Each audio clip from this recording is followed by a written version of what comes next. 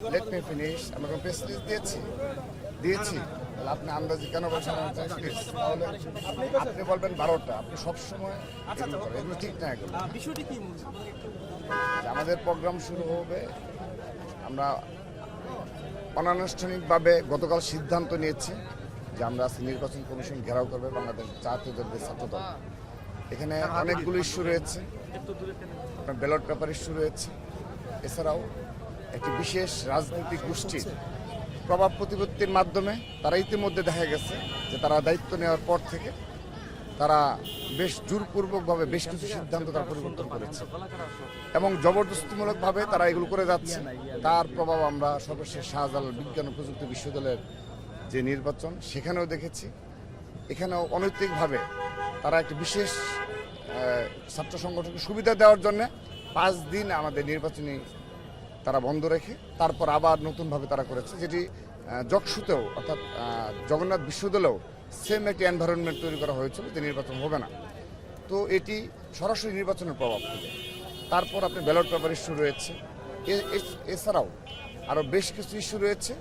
বিশেষ করে একটি বিশেষ রাজনৈতিক গোষ্ঠী তারা সরাসরি এখানে এসে সিএসসি হোক কিংবা যারা নির্বাচন কমিশনার রয়েছে তাদের সাথে প্রতিনিয়ত সাক্ষাৎ করে তাদের অবাধ বিচরণ সচিবালয়, তাদের কোনো কাজ কিন্তু সেখানে নেই, কিন্তু তারা সচিবালয় বলেন, এই নির্বাচন কমিশন বলেন, সব জায়গায় গিয়ে তারা প্রভাব প্রতিপত্তি বিস্তার করছে এবং তাদের বাংলাদেশের সকল শিক্ষা প্রতিষ্ঠানেও তাদের ভিসি প্রক্টর ছাড়া তারা কোনো জায়গায় নির্বাচন করতে পারে না।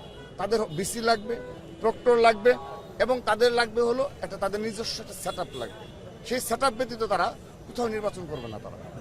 তো সেই কারণে আমরা সন্দেহ প্রকাশ করছি জাতীয় সংসদ নির্বাচনেও এর প্রভাব তারা কি করতে পারে, যে তারা তাদের মতো করে যে সেট আপ সেই মেকানিজম করছে কিনা আমরা সন্দেহ প্রকাশ করছি। সে কারণে আমরা আজকে এই কমিশন ঘেরাওয়ের মাধ্যমে আমরা তাদেরকে জবাবদিহিতার আওতায় নিয়ে আসবো। গণতান্ত্রিক প্রক্রিয়ায় আমরা 11টা থেকে 11:30টার মধ্যে আমাদের প্রোগ্রাম শুরু হয়ে যাবে। আপনাদের আজকে আপনাদের মহাসচিব যে ওনার আসার কথা রয়েছে বিকেল 5টায়, আপনারা কি সেটির রেস ধরে না, আমরা তাকে আমরা সত্যিকার অর্থে জানি না যে মহাসচিব স্যার আসবেন কিনা, আমরা এটা অবগত নয়।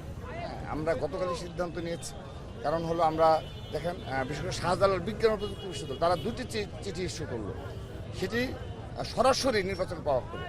কারণ জেনারেল স্টুডেন্টরা বলেন আমাদের প্রার্থী যারা রয়েছে তারা আমরা ফাইট করছি, আমাদের 5টি ছাত্র সংসদ নির্বাচনে আমরা ভালো করতে পারিনি। কিন্তু আপনি লক্ষ্য করে দেখুন চট্টগ্রাম বিশ্ববিদ্যালয়ের ছাত্র সংসদ নির্বাচন, কেন্দ্রীয় ছাত্র সংসদ নির্বাচন, হল পর্যায়ে হল সংসদ নির্বাচন, তারপর আপনি জগন্নাথ বিশ্ববিদ্যালয় ছাত্রদল, জগন্নাথ বিশ্ববিদ্যালয় কেন্দ্রীয় ছাত্র সংসদ নির্বাচন এবং হল সংসদে আমরা কিন্তু বেশ মানে উল্লেখযোগ্যভাবে সাধারণ শিক্ষার্থীদের ম্যান্ডেট কিন্তু আমাদের প্যানেল পেয়েছে। আমরা ডে বাই ডে কিন্তু ওভারকাম করছি। কিন্তু আমি আবারও বলছি তারা তাদের নিজস্ব জামাত ভিসি এবং তাদের নিজস্ব জামাত প্রক্টর এবং তাদের নিজস্ব যে ওএমআর মেশিনের যে সেট আপ এটি ব্যতীত তারা কোথাও নির্বাচন করতে পারে না। এবং আমরা সন্দেহ প্রকাশ করছি যে শাস্ত্রে নির্বাচনের মাধ্যমে তাদের এটা মানে এভাবে একবার নির্বাচন চিঠির মাধ্যমে বন্ধ করলো, আবার 4 দিন পর চালু করলো। তো এগুলো তারা আমার প্রমাণ হয় যে সরাসরি নির্বাচনের প্রভাব বিস্তার না, শুধু তাদের যে সেট আপ সেই সেট আপ ব্যতীত তারা কোথাও ভবিষ্যতে হয়তো নির্বাচন করতে মানে ইচ্ছুক হবে না। এবং জাতীয় সংসদ নির্বাচনও আর এরকম কোনো ইস্যু তুলে কিনা আমরা সেই জন্য আজকে তাদেরকে জবাব দিতে নেওয়ার জন্য এসেছি।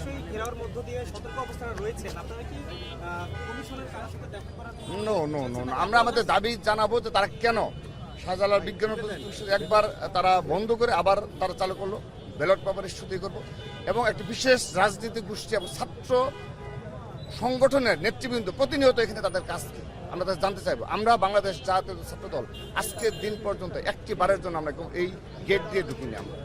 আমরা সচিবালয় গেট দিয়ে আজকের দিন পর্যন্ত আমরা ছাত্রদলের সভাপতি, সাধারণ সভাপতি, শীর্ষ পর্যায়ের নেতৃবৃন্দ ওই সচিবালয় গেট দিয়ে ভিতরে ঢুকিনি। তো তাদের এত কি কাজ থাকে এই ছাত্র সংগঠনগুলো, একটি বিশেষ ছাত্র সংগঠনের যাদের বিরুদ্ধে অতীতেও এই ধরনের অভিযোগ ছিল, তারা প্রতিনিয়ত সচিবালয়ের কাছ থেকে, তাদের প্রতিনিয়ত নির্বাচন এই কমিশনের কাছ থেকে, তাদের শিক্ষা মন্ত্রণালয়ের কাছ থেকে সকল জায়গায় কি কাজ তাদের আমরা এগুলো জানতে চাই। অবশ্যই লেট মি ফিনিশ। আমরা এই ডাকসুতে নীলক্ষেতে ব্যালট পেপার ইস্যু সহ আর অনেকগুলো ইস্যু রয়েছে, মেকানিজমের অনেক ইস্যু রয়েছে, আমরা কোথাও প্রতিক্রিয়া ব্যক্ত করেছি। আমরা গণতান্ত্রিক প্রক্রিয়া আমরা প্রেস ব্রিফিং করেছি, কিংবা আমাদের যারা সম্মানিত শিক্ষক মহোদয় যারা রয়েছে তাদের নিকট আমরা হয়তোবা অভিযোগ জানিয়েছি, কিন্তু কোনো তাকে প্রতিক্রিয়া ব্যক্ত করিনি। কারণ আমরা চাই বাংলাদেশ স্থিতিশীল বাংলাদেশ যেন থাকে। আমরা সেজন্যই কাজ করে যাচ্ছি।